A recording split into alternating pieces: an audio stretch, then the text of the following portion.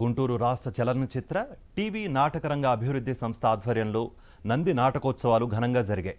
శ్రీ వెంకటేశ్వర విజ్ఞాన మందిరంలో రాష్ట్ర నలుమూలల నుంచి వచ్చిన పద్య, సాంఘిక, బాలల నాటికలు, పెల్లెట్స్ విభాగాల్లో ఎంపికైన బృందాలకు ఇస్తున్నట్టుగా తెలిపారు. నేటి నుంచి 26వ తేదీ వరకు జరగనున్న నాటకోత్సవాలు జరుగుతున్నట్టుగా వెల్లడించారు. సినిమాల్లో, టీవీల్లో, స్టేజీల్లో అన్నిట్లో నేను కూడా ఆర్టిస్ట్ అయ్యాను, డైరెక్టర్ అయ్యాను, ప్రొడ్యూసర్ అయ్యాను. ఈ 25 ఇయర్స్ నుంచి నేను చూస్తూ ఉన్నా. మీకు తెలిసే ఉంటుంది, ప్రతిసారి నంది అవార్డులు ఇస్తారు సినిమాకి, స్టేజీకి, టీవీకి. అయిపోయిన తర్వాత పేపర్లో తిడతా ఉంటారు, టీవీల్లో తిడతా ఉంటారు, జనం తిట్టుకుంటూ ఉంటారు.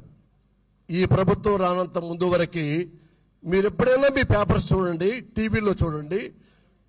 ఒకటైతే నేనే తట్టుకోలేక ప్రెస్ మీట్కి వచ్చి ప్రూవ్ చేశా, ఇది అన్యాయంగా ఇస్తున్నారు అంటే. అప్పుడు ముఖ్యమంత్రి గారు దాన్ని క్యాన్సిల్ చేశాడు, నంది అవార్డులు ఇవ్వకుండా ఎవరికని. కాదే నా దురదృష్టం ఏంటంటే 20 ఏళ్లలో నాకు ఒకటే నంది అవార్డు వచ్చింది, అది కూడా పోయింది.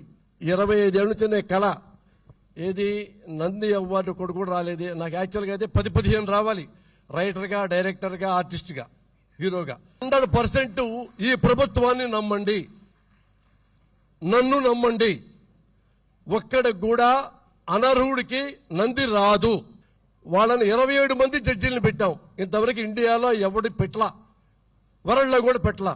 ఒక నంది అవార్డుకి 27 మందిని, 27 మంది కూడా వాళ్ళు లెజెండ్స్ అనమాట. మొత్తం చూడండి, అవార్డులు ఇచ్చిన తర్వాత కూడా చూడండి. ఎవరైనా మీకు ఈ అవార్డు తప్పుగా ఇచ్చారు, కావాలని ఇచ్చారు అంటే ఇదే స్టేజ్ మీద ఉంటా, మీరు నాకు నార్కో టెస్ట్ చేయించుకోవచ్చు, లై డిటెక్టర్ టెస్ట్ చేయించుకోవచ్చు. నా వల్ల కానీ వీళ్ళ వల్ల కానీ ఒక పొరపాటు జరిగిందంటే నేను ఈ 2 రాష్ట్రాలు వదిలి వేరే రాష్ట్రం వెళ్ళిపోతా పెళ్ళాం బిడ్డలతో. God bless you.